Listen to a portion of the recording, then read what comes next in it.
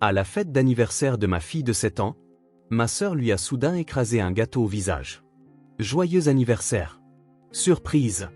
a-t-elle crié. Ma mère a éclaté de rire. C'était hilarant.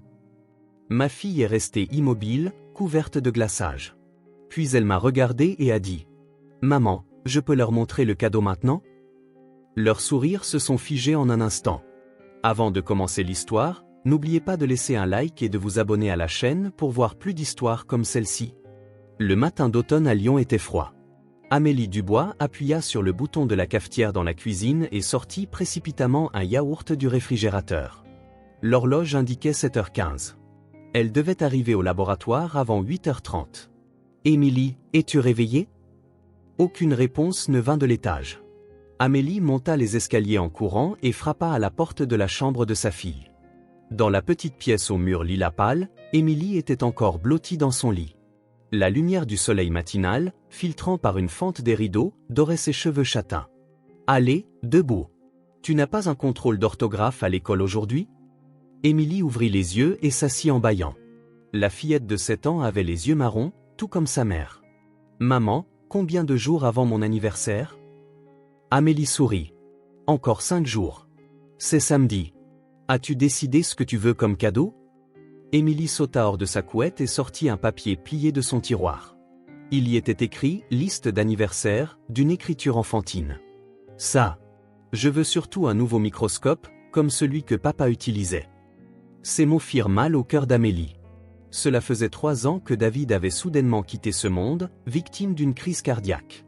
Il avait été professeur de biologie à l'université de Lyon, et le week-end, il asseyait Émilie sur ses genoux pour lui parler du monde des minuscules créatures vues à travers le microscope. Émilie n'avait que 4 ans lorsque son père était mort et ne comprenait pas entièrement son décès, mais elle semblait ressentir son absence chaque jour. « J'y réfléchirai, promit Amélie. Maintenant, dépêche-toi de te préparer. Le petit déjeuner attend. » 30 minutes plus tard, Amélie déposa Émilie à l'arrêt du bus scolaire et se dirigea vers l'institut de recherche. Elle travaillait comme chef de projet dans le développement de nouveaux médicaments pour une grande entreprise pharmaceutique. Le travail était exigeant et se prolongeait parfois tard dans la nuit, mais en tant que mère célibataire, elle gérait toujours son temps avec soin pour chérir les moments passés avec sa fille. En arrivant à l'institut, un message de sa mère l'attendait dans sa boîte mail. « Amélie, comment avancent les préparatifs pour la fête d'anniversaire d'Émilie ? Vanessa et moi allons aider. Discutons des détails demain midi. Maman. » Amélie soupira. Sa mère, Henriette, avait réussi dans l'immobilier lyonnais. Elle maintenait toujours une apparence parfaite et était bien connue dans les cercles sociaux locaux. Cependant, sa relation avec Amélie était compliquée. Henriette s'immisçait constamment dans les choix de vie d'Amélie et s'était particulièrement opposée à son mariage avec David. « Cet universitaire n'a pas d'avenir », se souvenait-elle l'avoir entendu dire à plusieurs reprises. Ironiquement, les parents de David avaient laissé des biens considérables à David et Émilie avant de décéder. La sœur d'Amélie, Vanessa, était un autre problème. Elle avait échoué à plusieurs reprises dans ses relations, n'avait pas de carrière stable et changeait fréquemment d'emploi. Tout en prétendant soutenir sa sœur en surface, elle semblait jalouser la vie stable d'Amélie, surtout après la mort de David. Amélie sentait que l'attitude de Vanessa envers Émilie avait subtilement changé.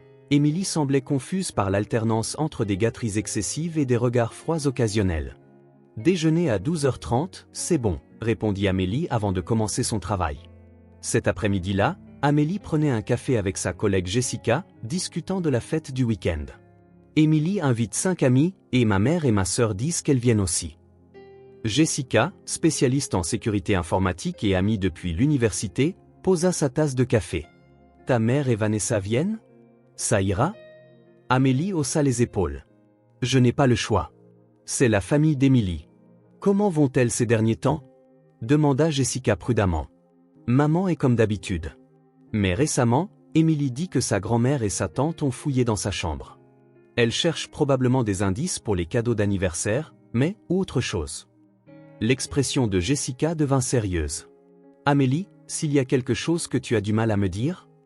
Amélie prit une profonde inspiration.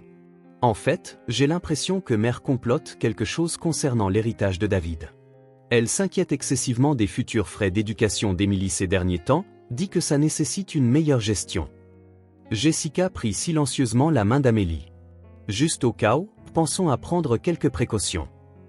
Amélie ne comprit pas tout à fait ce que signifiait la suggestion de Jessica, mais elle décida d'écouter les préoccupations de son amie. Vendredi soir, Amélie quitta le travail plus tôt pour rentrer chez elle. Elle devait préparer la fête d'anniversaire d'Émilie pour le lendemain. En se garant, elle remarqua la Mercedes rouge vif de sa mère déjà garée devant l'entrée. Amélie fronça les sourcils. Elle n'avait pas dit à sa mère de venir si tôt. En entrant dans la maison, elle entendit des voix venant de la cuisine. Henriette et Vanessa se tenaient côte à côte au comptoir, mélangeant quelque chose.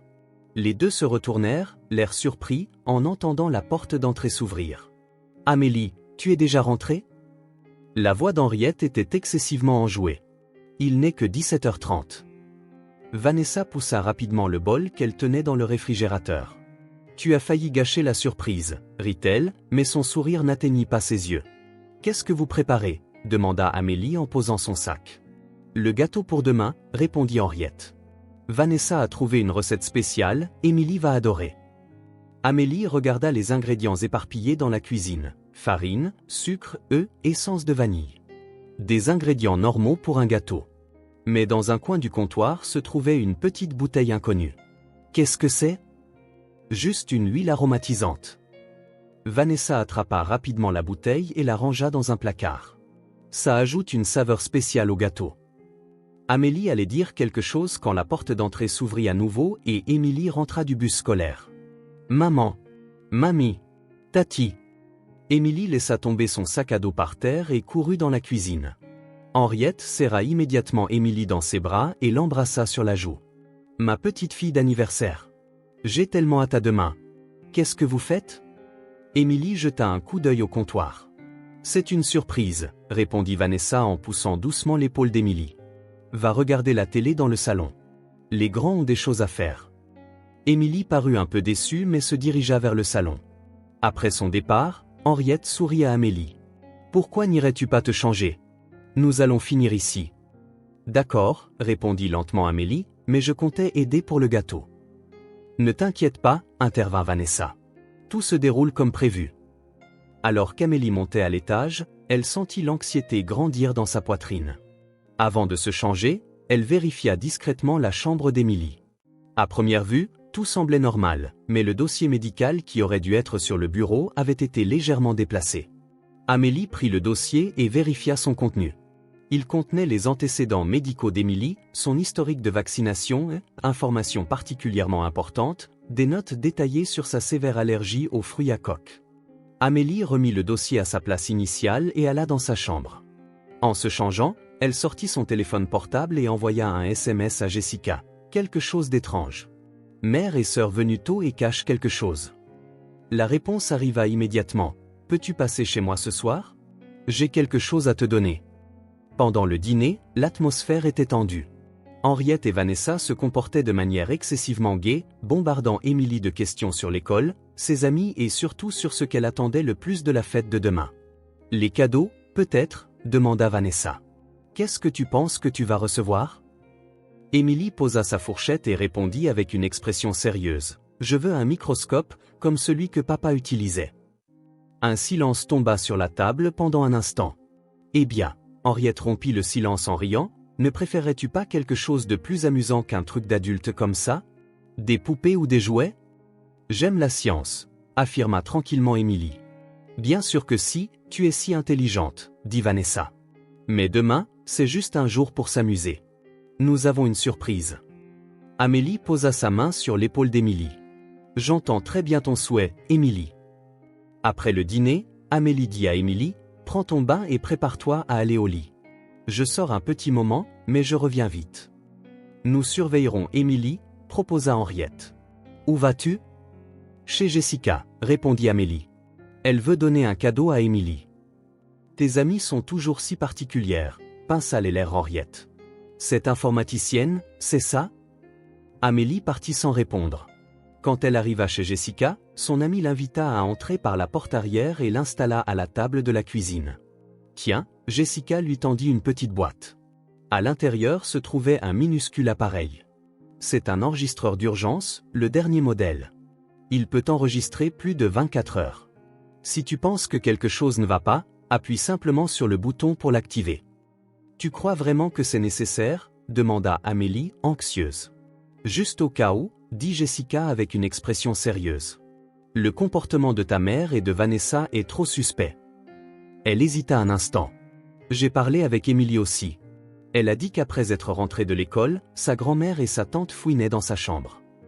Amélie eut le souffle coupé. Que cherchait-elle? Je ne sais pas. Mais Émilie a déjà pris ses propres précautions. Jessica sourit légèrement. Cette enfant te ressemble tellement. Intelligente et observatrice. Que veux-tu dire? Émilie a quelque chose de spécial qu'elle apporte à la fête demain, pour toi. Ne dis rien, elle dit que c'est une surprise. Quand Amélie rentra chez elle, Émilie était déjà en pyjama, lisant un livre au lit. Amélie s'assit à côté de sa fille et l'embrassa sur le front. Tu as hâte à demain? Émilie hocha la tête, mais semblait perdue dans ses pensées. Maman, est-ce que je peux apporter mon sac à dos demain à la fête? Pourquoi? Parce que c'est un jour spécial, répondit simplement Émilie. Je veux garder quelque chose d'important dedans. Amélie se souvint des mots de Jessica et hocha la tête. Bien sûr. Cette nuit-là, Amélie ne dormit pas pendant longtemps. Elle pensait à la fête du lendemain et essayait de comprendre la signification du comportement de sa mère et de sa sœur. Elle finit par s'endormir avec le petit appareil que Jessica lui avait donné posé sur sa table de nuit. Samedi matin était ensoleillé. Émilie se réveilla avec la lumière du soleil filtrant par la fenêtre.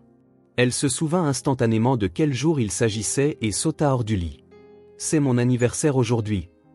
Amélie était déjà dans la cuisine, préparant le petit déjeuner, quand Émilie descendit en courant.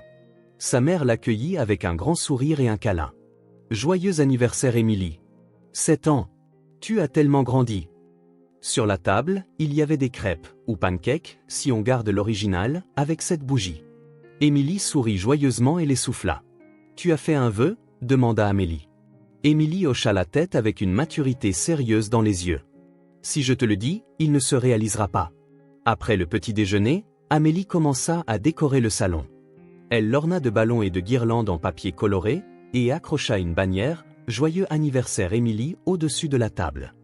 Émilie apporta son petit sac à dos et s'assit sur le canapé du salon, le posant soigneusement sur ses genoux. Qu'y a-t-il dans ce sac? Amélie ne put contenir sa curiosité. C'est un secret, sourit légèrement Émilie. Mais c'est quelque chose d'important. À 10 heures, la sonnette retentit.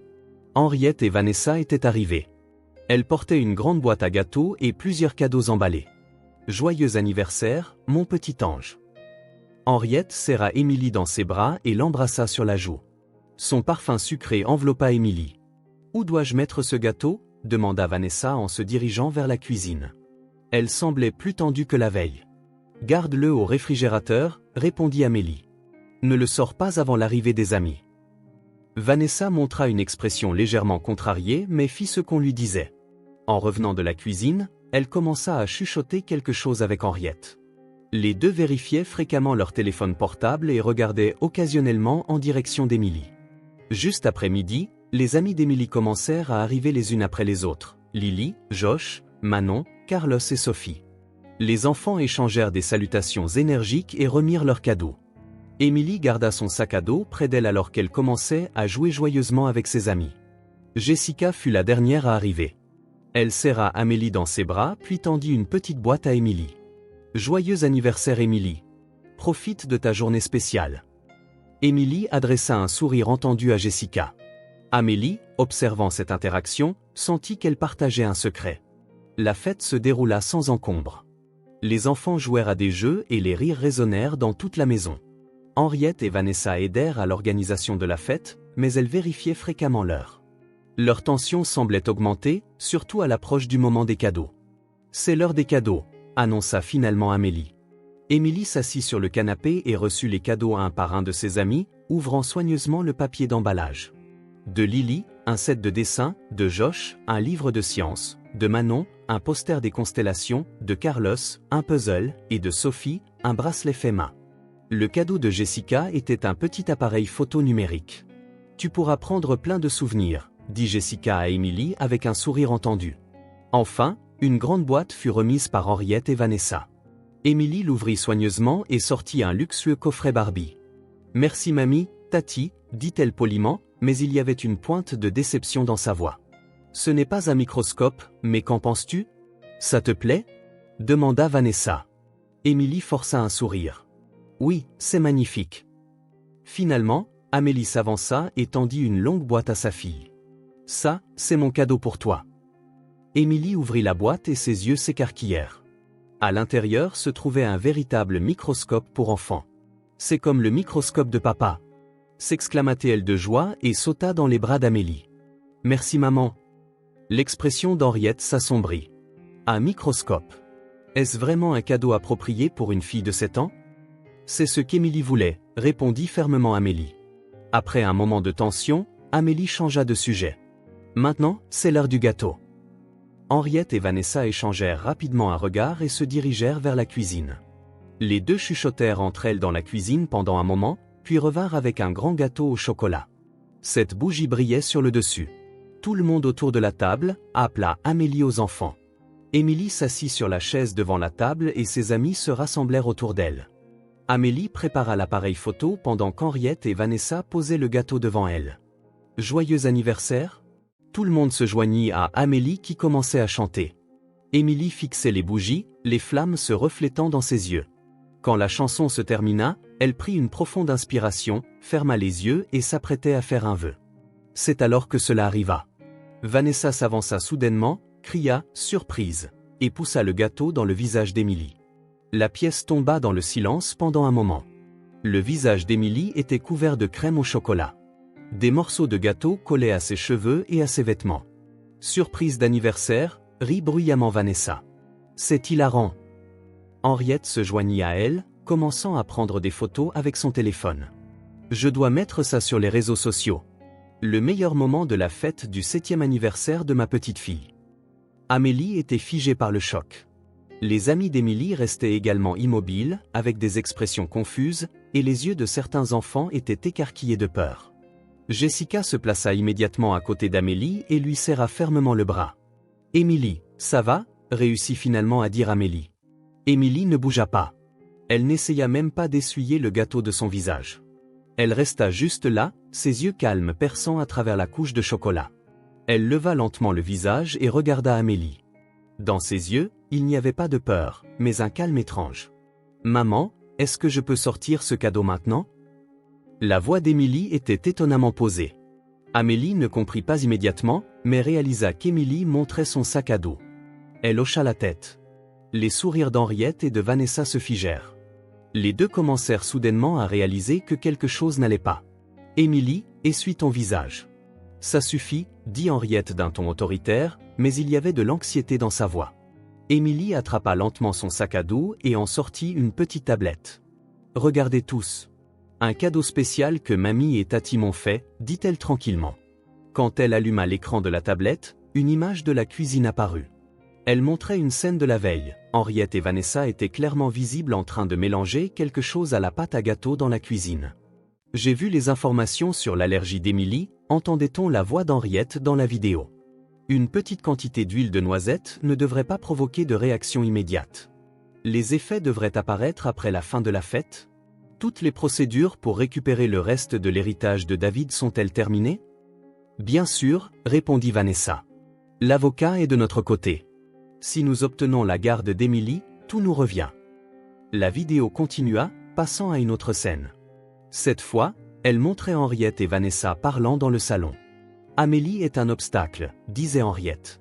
Si nous prenons Émilie en charge, les droits de gestion de l'héritage nous reviennent. Nous aurons aussi tous les biens que les parents de David ont laissés.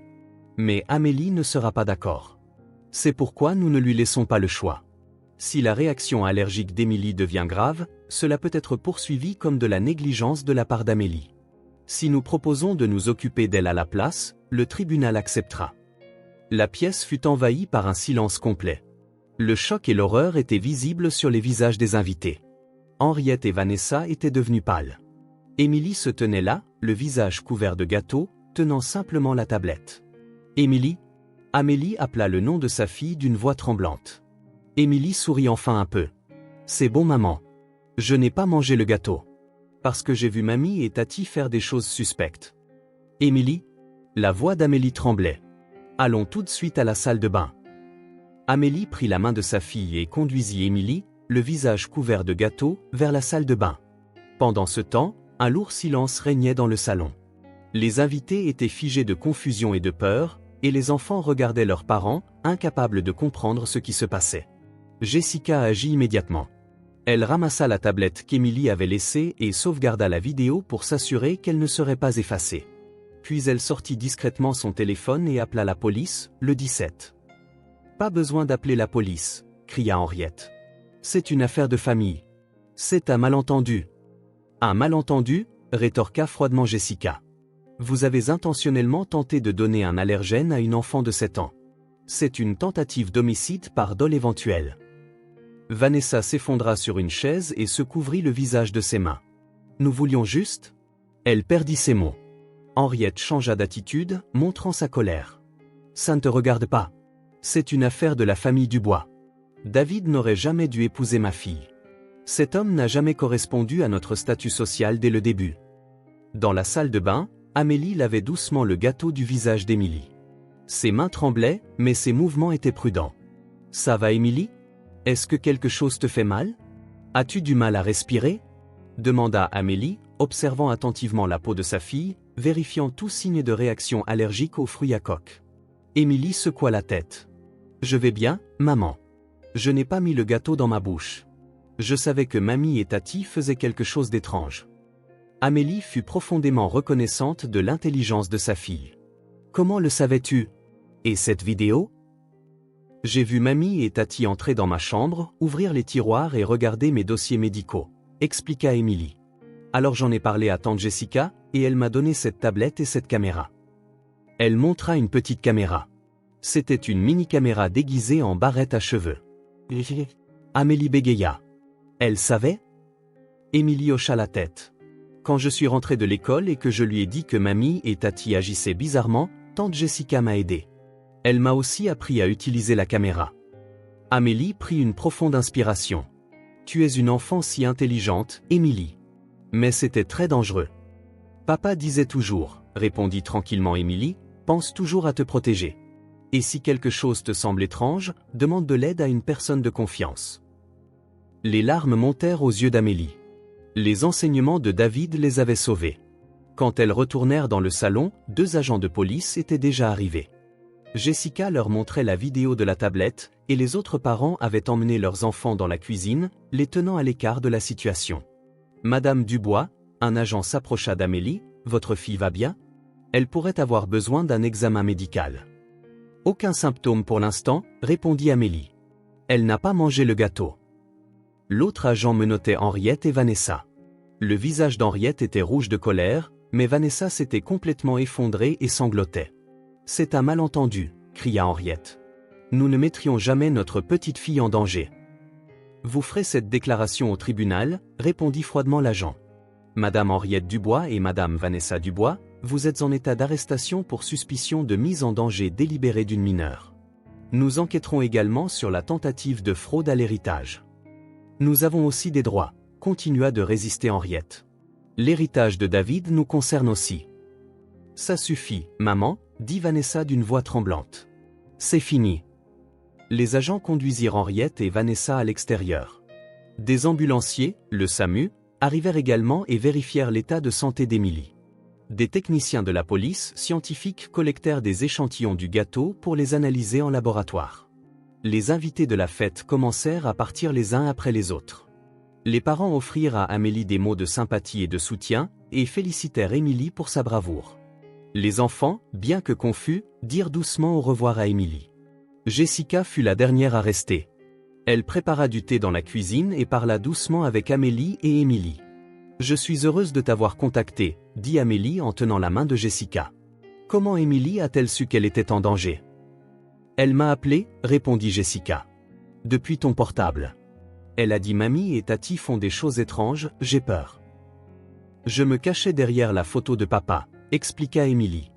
Elle regardait mon dossier médical et disait « ça va faire marcher notre plan. » Alors j'ai suggéré à Émilie d'installer des caméras de surveillance, continua Jessica. Mes compétences en informatique ont été utiles. Et j'ai été vraiment surprise qu'Émilie ait pu l'installer elle-même. Je me suis souvenu des leçons d'informatique de papa, sourit légèrement Émilie. Amélie serra sa fille dans ses bras. Tu as été vraiment courageuse. Mais pourquoi ne me l'as-tu pas dit? Émilie réfléchit un moment avant de répondre. Je pensais que tu serais triste. Mamie est ta mère, non? Alors j'ai pensé qu'il nous fallait des preuves. Le cœur d'Amélie se serra. Une enfant de 7 ans essayant de protéger les sentiments de sa mère. Après la mort de David, Émilie avait été sensible à sa souffrance. Qu'est-ce qu'on fait maintenant? Demanda tranquillement Émilie. D'abord, nous allons organiser une vraie fête d'anniversaire pour toi, répondit Amélie avec détermination. Et ensuite, nous continuerons nos vies. Juste sans Henriette et Vanessa cette fois. Tard cette nuit-là, après qu'Émilie se soit endormie, Amélie et Jessica s'assirent dans le salon, buvant du vin. Les restes de la fête détruite étaient éparpillés autour d'elle. Je n'arrive toujours pas à y croire, dit Amélie en tournant son verre. Ma mère, et ma sœur aussi. Pourquoi? Cupidité et jalousie, répondit Jessica. D'après la police, le fonds en fiducie laissé par les parents de David est assez considérable. Henriette voulait probablement le contrôler. C'est ironique, sourit amèrement Amélie. Mère a toujours méprisé la famille de David, mais à la fin, elle voulait l'argent de sa famille. Et elle était probablement jalouse de ta réussite aussi, demanda Jessica. Tu as réussi en tant que chercheuse, élevé une fille merveilleuse et mène une vie indépendante. Vanessa n'avait pas ça. Amélie hocha la tête. Mère nous mettait toujours en compétition. Mais je n'aurais jamais imaginé que ça finirait comme ça. Que vas-tu faire maintenant? Demanda doucement Jessica. Aller de l'avant, répondit Amélie avec détermination. Pour Émilie et pour moi-même. Dehors, la lune brillait tranquillement. Le jour terrible s'était achevé et une nuit de nouveau départ était arrivée. Amélie regarda la photographie de David et sourit faiblement. Elle et Émilie étaient devenues vraiment libres au vrai sens du terme. Émilie, es-tu prête? Appela Amélie depuis la cuisine. La lumière printanière, filtrant par la fenêtre, illuminait la surface de la nouvelle table à manger. 1 an s'était écoulé depuis l'incident, et Amélie et Émilie avaient déménagé dans une petite maison en banlieue de Lyon. Des peintures vives ornaient les murs, et des plantes d'intérieur prospéraient près des fenêtres. Presque. La voix d'Émilie, 8 ans, résonna depuis l'étage. Amélie sourit en terminant les dernières décorations sur le gâteau. Le gâteau, recouvert de glaçage au chocolat, portait l'inscription « Joyeux anniversaire Émilie » et 8 bougies étaient plantées dessus. 1 an après l'anniversaire cauchemardesque de l'année précédente, elle avait l'intention d'en faire un jour de véritable célébration. La sonnette retentit, et quand Amélie ouvrit, Jessica se tenait là, tenant un grand paquet. Les 2 femmes s'étreignirent, et Jessica entra dans le salon. Au cours de l'année écoulée, elle était devenue comme de la famille pour Amélie et Émilie, pas seulement une amie. « Comment va Émilie » demanda Jessica à voix basse. « Incroyablement bien » répondit fièrement Amélie. Même le psychologue est étonné. La résilience d'Émilie est vraiment remarquable. Émilie descendit les escaliers en courant. Elle avait un peu grandi depuis l'année dernière, et ses cheveux étaient plus longs. Elle sauta sur Jessica et la serra dans ses bras. « Tati, tu es venue. »« Je ne manquerai ton anniversaire pour rien au monde, » répondit Jessica en riant. « Tiens, ton cadeau. Ouvre-le. » Émilie ouvrit le cadeau et ses yeux pétillèrent devant le kit scientifique avancé pour enfants. « Waouh! Je peux faire des expériences avec ça. Merci. » L'après-midi, plusieurs nouveaux amis arrivèrent. La fête se déroula dans une atmosphère chaleureuse, les rires des enfants résonnant dans toute la maison. Amélie regardait sa fille de loin, pensant à l'année précédente. La scène paisible d'aujourd'hui semblait être un rêve. Le procès s'était terminé 3 mois auparavant. Henriette avait été condamnée à 20 ans de prison pour tentative d'homicide et fraude. Elle n'a jamais admis sa culpabilité et a continué à blâmer Amélie et Émilie jusqu'à la fin.